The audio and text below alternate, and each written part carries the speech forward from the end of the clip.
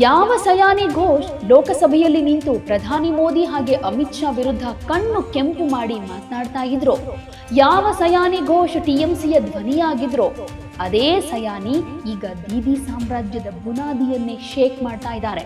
चाय से शुरू हुई थी सरकार और गाय पे अटक गई और विकास की मौसी 10 साल में रास्ते में भटक गई.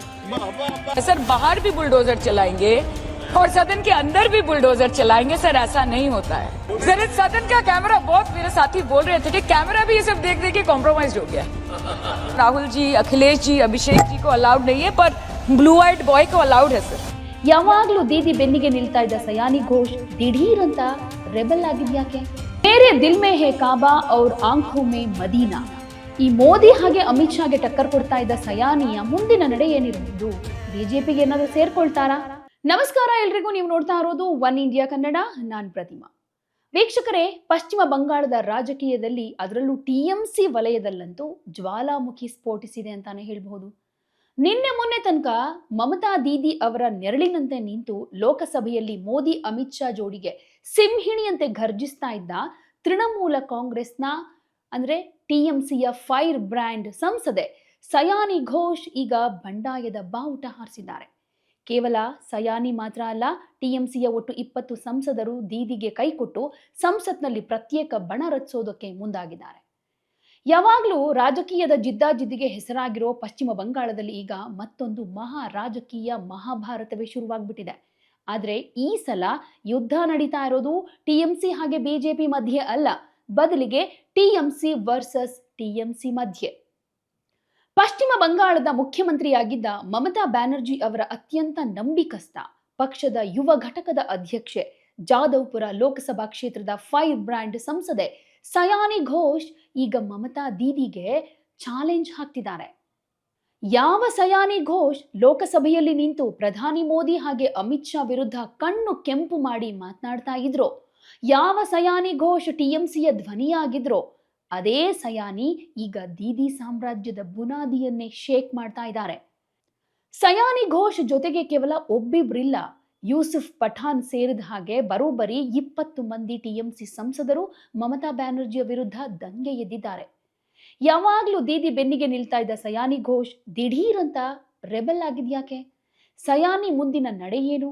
ಹಾಗೆ ಅವರೇನಾದ್ರು ಬಿಜೆಪಿ ಸೇರ್ತಾರಾ? ಕಾಂಗ್ರೆಸ್ ಕೈ ಹಿಡಿತಾರಾ? ಟಿಎಂಸಿಯ ಇಷ್ಟೊಂದು ಜನ ಸಂಸದರು ಒಟ್ಟಿಗೆ ರಾಜೀನಾಮೆ ಕೊಡೋದಕ್ಕೆ ಅಥವಾ ಬಂಡಾಯ ಏಳೋದಕ್ಕೆ ಬಂಗಾಳ ಚುನಾವಣಾ ಸೋಲು ಏನಾದ್ರೂ ಕಾರಣ ಆಯ್ತಾ? ಇದೆಲ್ಲದ್ರ ಬಗ್ಗೆ ಒಂದಷ್ಟು ಇನ್ಸೈಡ್ ಸ್ಟೋರಿ ಇದೆ, ಅದನ್ನ ಕಂಪ್ಲೀಟ್ ಆಗಿ ಹೇಳ್ತಾ ಇದ್ದೀನಿ, ಕೊನೆ ತನಕ ವಿಡಿಯೋ ನೋಡಿ.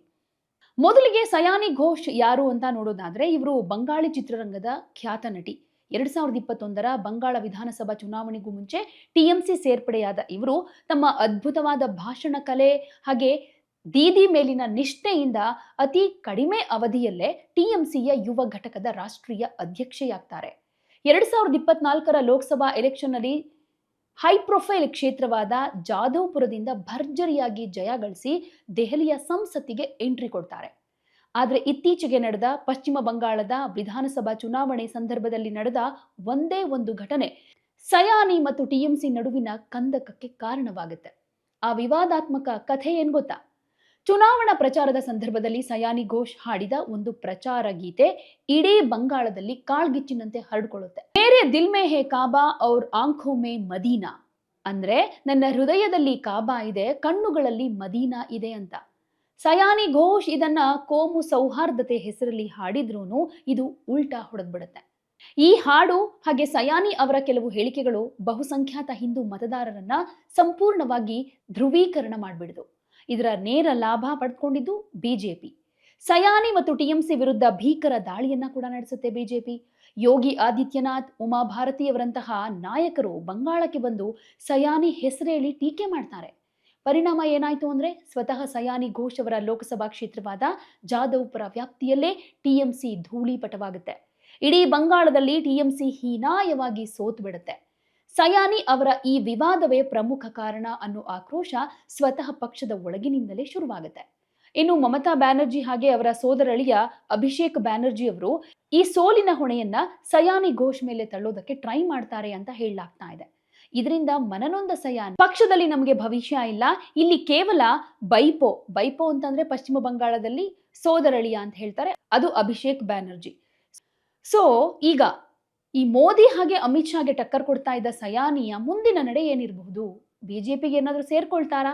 ಇದ್ರ ಬಗ್ಗೆ ಒಂದಷ್ಟು ಊಹಾಪೋಹಗಳು ಹರಿದಾಡ್ತಾ ಇದೆ.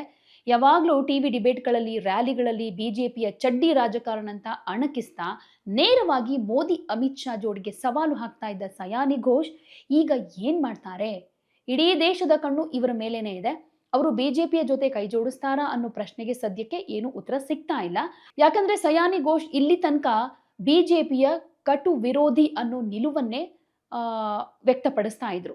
ಹಾಗೆ ಕಾಬಾ ಮದೀನಾ ವಿವಾದದ ಹಿನ್ನೆಲೆಯಲ್ಲಿ ಅವರು ನೇರವಾಗಿ ಕೇಸರಿ ಪಡೆಗೆ ಜಂಪ್ ಮಾಡೋದಂತೂ ಸದ್ಯಕ್ಕೆ ಸಾಧ್ಯ ಇಲ್ಲ.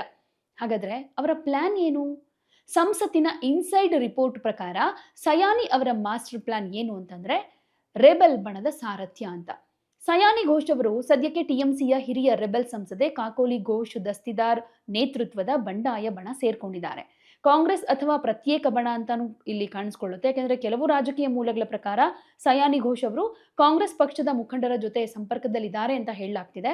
ಇನ್ ಕೆಲವರ ಪ್ರಕಾರ ಅವರು ಬಿಜೆಪಿಗೆ ನೇರವಾಗಿ ಹೋಗದೆ ಸಂಸತ್ನಲ್ಲಿ ಪ್ರತ್ಯೇಕ ಬಣವಾಗಿ ಉಳಿದುಕೊಂಡು ಹೊರಗಡೆಯಿಂದ ಎನ್ಡಿಎ ಸರ್ಕಾರಕ್ಕೆ ಬೆಂಬಲ ಕೊಡೋ ಚಾನ್ಸಸ್ ಇದೆ ಅನ್ನೋ ಮಾತು ಕೂಡ ಇದೆ.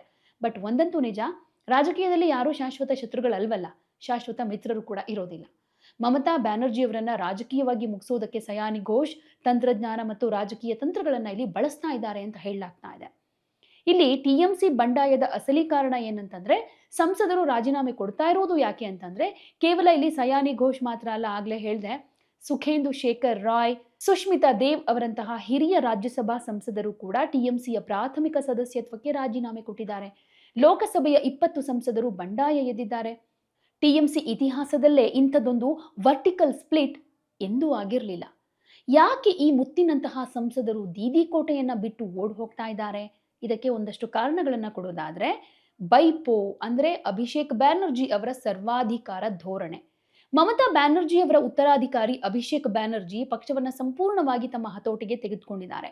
ಹಿರಿಯ ನಾಯಕರನ್ನ ಮೂಲೆ ಗುಂಪು ಮಾಡಿ ಕೇವಲ ತಮ್ಮ ಕಾರ್ಪೊರೇಟ್ ಶೈಲಿಯ ಹಿತೈಷಿಗಳಿಗೆ ಮಾತ್ರ ಇಂಪಾರ್ಟೆನ್ಸ್ ಕೊಡ್ತಾ ಇದ್ದಾರೆ ಅನ್ನೋದು ರೆಬೆಲ್ ಸಂಸದರ ಅತಿ ದೊಡ್ಡ ಕಂಪ್ಲೇಂಟ್. ಭ್ರಷ್ಟಾಚಾರ ಮತ್ತು ಮಹಿಳೆಯರ ಮೇಲಿನ ದೌರ್ಜನ್ಯದ ಕಳಂಕ ಕೂಡ ಇದೆ. ಇತ್ತೀಚೆಗೆ ನಡೆದ ಪಶ್ಚಿಮ ಬಂಗಾಳ ಚುನಾವಣೆಯಲ್ಲಿ ಟಿಎಂಸಿಯ ಭೀಕರ ಸೋಲಿಗೆ ಕಾರಣ ಆಗಿದ್ದು ಮಹಿಳೆಯರ ಮೇಲಿನ ದೌರ್ಜನ್ಯ ಪ್ರಕರಣಗಳು ಹಾಗೆ ಶಾಲಾ ಉದ್ಯೋಗ ಹಗರಣದಂತಹ ಭ್ರಷ್ಟಾಚಾರಗಳು. ರಾಜೀನಾಮೆ ಕೊಟ್ಟಂತಹ ಹಿರಿಯ ನಾಯಕ ಸುಖೇಂದು ಶೇಖರ್ ರಾಯ್ ತಮ್ಮ ಪತ್ರದಲ್ಲಿ ಸ್ಪಷ್ಟವಾಗಿ ಬರೆದಿದ್ದಾರೆ, ಟಿಎಂಸಿಯಲ್ಲಿ ಭ್ರಷ್ಟಾಚಾರ ಮಿತಿ ಮೀರಿದೆ, ಮಹಿಳೆಯರ ರಕ್ಷಣೆ ಇಲ್ಲದಂತಾಗಿದೆ, ಶಿಕ್ಷಣ ಮತ್ತು ಆರೋಗ್ಯ ಕ್ಷೇತ್ರಗಳು ಧ್ವಂಸ ಆಗ್ಬಿಟ್ಟಿದೆ, ಜನ ಈ ಪಕ್ಷದ ಮೇಲೆ ನಂಬಿಕೆ ಕಳೆದುಕೊಂಡಿದ್ದಾರೆ ಅಂತ. ಇನ್ನೊಂದು ಆಂಟಿ ಡಿಫೆಕ್ಷನ್ ಲಾ ಅಂದ್ರೆ ಪಕ್ಷ ನಿಷೇಧ ಕಾಯ್ದೆ ಅಂತ. ಇದರಿಂದ ತಪ್ಪಿಸಿಕೊಳ್ಳೋ ತಂತ್ರಗಾರಿಕೆ ಕೂಡ ಇದರಲ್ಲಿದೆ. ಸಂಸತ್ನಲ್ಲಿ ಟಿಎಂಸಿಯ ಒಟ್ಟು ಸಂಸದರ ಪೈಕಿ 2/3 ಸಂಸದರು ಅಂದ್ರೆ 20 ಸಂಸದರು ಒಟ್ಟಾಗಿ ಬಂಡಾಯ ಎದ್ದಿರೋದ್ರಿಂದ ಅವರ ಮೇಲೆ ಪಕ್ಷಾಂತರ ನಿಷೇಧ ಕಾಯ್ದೆ ಅಡಿ ಕ್ರಮ ಕೈಗೊಳ್ಳೋದಕ್ಕೆ ಲೋಕಸಭಾ ಸ್ಪೀಕರ್ ಓಂ ಬಿರ್ಲಾ ಅವರಿಗೂ ಕೂಡ ಸಾಧ್ಯ ಆಗ್ತಾ ಇಲ್ಲ. ಅವರು ಸಂಸತ್ನಲ್ಲಿ ಪ್ರತ್ಯೇಕ ಬ್ಲಾಕ್ ಆಗಿ ಕಾರ್ಯನಿರ್ವಹಿಸೋದಕ್ಕೆ ನಿರ್ಧಾರ ಮಾಡಿದ್ದಾರೆ. ಪರಿಸ್ಥಿತಿ ಹೀಗಿರುವಾಗ ಮಮತಾ ಬ್ಯಾನರ್ಜಿಯ ಅಳಿವು ಉಳಿವಿನ ಹೋರಾಟ ಅಂತಾನೂ ಕೂಡ ಇದನ್ನ ಬಿಂಬಿಸಲಾಗ್ತಾ ಇದೆ. ಈಗ ಪಶ್ಚಿಮ ಬಂಗಾಳದ ರಾಜಕೀಯ ಚಿತ್ರಣ ಕಂಪ್ಲೀಟ್ ಆಗಂತೂ ಚೇಂಜ್ ಆಗಿದೆ. ಕಳೆದ 15 ವರ್ಷಗಳಿಂದ ಬಂಗಾಳವನ್ನ ತನ್ನ ಕಬ್ಬಿಣದ ಮುಷ್ಟಿಯಲ್ಲಿ ಇಟ್ಕೊಂಡಿದ್ದಂತಹ ಮಮತಾ ಬ್ಯಾನರ್ಜಿ ಅವರ ಸಾಮ್ರಾಜ್ಯ ಈಗ ಕುಸಿಯೋ ಹಂತಕ್ಕೆ ತಲುಪಿಟ್ಟಿದೆ. ಇತ್ತೀಚಿನ ಚುನಾವಣೆಯಲ್ಲಿ ಭಾರತೀಯ ಜನತಾ ಪಾರ್ಟಿ ಬಂಗಾಳದ ಇತಿಹಾಸದಲ್ಲೇ ಅತಿ ಹೆಚ್ಚು ಸ್ಥಾನಗಳನ್ನು ಗೆದ್ದು ಬೀಗಿದೆ. ಹೊಸದಾಗಿ ರಚನೆಯಾಗಿರೋ ಸರ್ಕಾರದ ಮೇಲೆ ಕೂಡ ಈ ಸಂಸದರ ಬಂಡಾಯ ಭಾರಿ ಪ್ರಭಾವ ಉಂಟು ಮಾಡುತ್ತೆ. ಈ ಬೆಳವಣಿಗೆಯಿಂದ ಯಾರಿಗ್ ಲಾಭ ಯಾರಿಗ್ ನಷ್ಟ ಅಂತ ನೋಡೋದಾದ್ರೆ ಬಿಜೆಪಿಗೆ ಬಂಪರ್ ಲಾಭ ಅನ್ನೋದಂತೂ ಗೊತ್ತಾಗುತ್ತೆ. ಕೇಂದ್ರದಲ್ಲಿ ನರೇಂದ್ರ ಮೋದಿ ಅವರ ಎನ್ಡಿಎ ಸರ್ಕಾರಕ್ಕೆ ಈ 20 ಟಿಎಂಸಿಯ ರೆಬೆಲ್ ಸಂಸದರು ಹೊರಗಡೆಯಿಂದ ಬೆಂಬಲ ಕೊಟ್ರೆ ಸಂಸತ್ತಿನಲ್ಲಿ ಮೋದಿ ಅವರ ಶಕ್ತಿ ಮತ್ತಷ್ಟು ಜಾಸ್ತಿ ಆಗುತ್ತೆ. ಬಂಗಾಳದಲ್ಲಿ ಟಿಎಂಸಿಯನ್ನ ಕಂಪ್ಲೀಟ್ ಆಗಿ ಮುಗಿಸೋದಕ್ಕೆ ಬಿಜೆಪಿಗೆ ಇದು ಸುವರ್ಣಾವಕಾಶ. ಮಮತಾ ಬ್ಯಾನರ್ಜಿಗೆ ಈಗ ಅಸ್ತಿತ್ವದ ಸವಾಲು ಕೂಡ ಕಾಡ್ತಾ ಇದೆ. ಒಂದ್ ಕಡೆ ಶಾಸಕರು ಪಕ್ಷ ಬಿಡ್ತಿದ್ದಾರೆ, ಇನ್ನೊಂದ್ ಕಡೆ ಸಂಸದರು ಕೈ ಕೊಡ್ತಿದ್ದಾರೆ. ದೀದಿ ಈಗ ಒಂಟಿ ಆಗ್ತಾ ಇದ್ದಾರೆ. ಅಭಿಷೇಕ್ ಬ್ಯಾನರ್ಜಿಯನ್ನ ಬೆಳೆಸೋದಕ್ಕೆ ಹೋಗಿ ಮಮತಾ ಬ್ಯಾನರ್ಜಿ ಇಡೀ ಪಕ್ಷವನ್ನೇ ಬಲಿ ಕೊಟ್ಬಿಟ್ರಾ ಅನ್ನೋ ಚರ್ಚೆ ಈಗ ಕೋಲ್ಕತ್ತಾದ ಗಲ್ಲಿಗಳಲ್ಲೂ ಕೂಡ ನಡೀತಾ ಇದೆ. ರಾಜಕೀಯದಲ್ಲಿ ಅಧಿಕಾರ ಇರೋ ತನಕ ಮಾತ್ರ ಎಲ್ಲರೂ ಜೊತೆಗಿರ್ತಾರೆ. ಅಧಿಕಾರ ಕೈ ತಪ್ತಾ ಇದ್ದ ಹಾಗೆ ಕೋಟೆಗಳು ಹೇಗೆ ಕುಸಿಯುತ್ತವೆ ಅನ್ನೋದಕ್ಕೆ ಇವತ್ತು ಟಿಎಂಸಿಯಲ್ಲಿ ನಡೀತಾ ಇರೋ ಮಹಾ ದಂಗೆಯೇ ಸಾಕ್ಷಿ. ಮಮತಾ ಬ್ಯಾನರ್ಜಿ ಅವರ ಅತಿ ದೊಡ್ಡ ಶಕ್ತಿಯಾಗಿದ್ದ ಸಯಾನಿ ಘೋಷ್ ಅವರೇ ಇವತ್ತು ದೀದಿ ವಿರುದ್ಧ ತಿರುಗಿ ಬಿದ್ದಿರೋದು ಕೇವಲ ಬಂಗಾಳ ರಾಜಕೀಯಕ್ಕಷ್ಟೇ ಅಲ್ಲ, ಇಡೀ ದೇಶದ ರಾಜಕಾರಣಕ್ಕೆ ಒಂದು ದೊಡ್ಡ ಸಂದೇಶವನ್ನ ಕೊಟ್ಟಿದೆ.